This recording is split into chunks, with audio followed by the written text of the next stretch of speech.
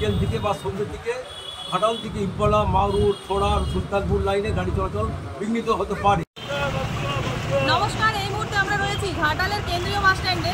আমরা জানি ঘাটাল মহকুমা জুড়ে বিস্তীর্ণ এলাকা বন্যা প্লাবিত হয়ে পড়েছে। তার কারণে ঘাটালের বেশ কিছু মহকুমার বেশ কিছু গ্রামীণ সড়ক এবং রাজ্য সড়ক বন্যা প্লাবিত হয়ে গেছে, যার ফলে বিভিন্ন এলাকায় বাস চলাচল সেই বন্ধ রয়েছে। কিন্তু কোথায় কোথায় বাস চলাচল স্বাভাবিকভাবে শুরু হয়েছে সেই আপডেট আমরা শুনে নেব প্রভাত পানের কাছ থেকে। কয়েকদিনের টানা বৃষ্টিতে বাঁকুড়া, গড়বেতা, আমাদের পুরুলিয়াতে অতিরিক্ত বৃষ্টির ফলে আমাদের গড়বেতা থেকে প্রচুর জল ঘাটালের দিকে আসে, ফলে বন্যা পরিস্থিতি তৈরি হয়।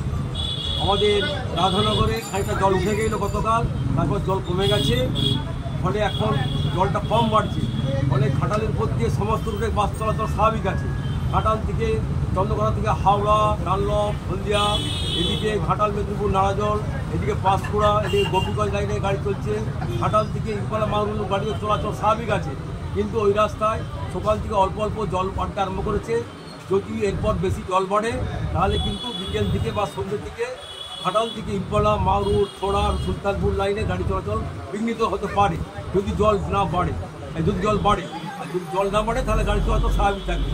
এই ব্যাপারে জনসাধারণের কাছে আবেদন, আপনারা আতঙ্কিত হবেন না, কারণ এ ব্যাপারে প্রশাসন, পুলিশ প্রশাসন সজাগ আছে এবং আমাদের মাননীয় সেচমন্ত্রী এবং মাননীয় মুখ্যমন্ত্রী ঘাটাল এবং চন্দ্রকোনা বন্যার উপর নজর রাখছেন। তাই এ ব্যাপারে আপনারা অযথা আতঙ্কিত হবেন না। আপাতত এখন পর্যন্ত বাস চলাচল স্বাভাবিক আছে।